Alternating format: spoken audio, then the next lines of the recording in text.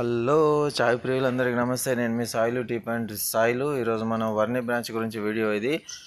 Natural tea ఒక్కసారి తాగి చూడండి బాస్. మీరు బయట వాళ్ళ మాటలు నమ్మడం కంటే న్యాచురల్ టీ తాగితే న్యాచురల్ టీ టేస్ట్ ఏందనేది మీకు అర్థమవుతుంది.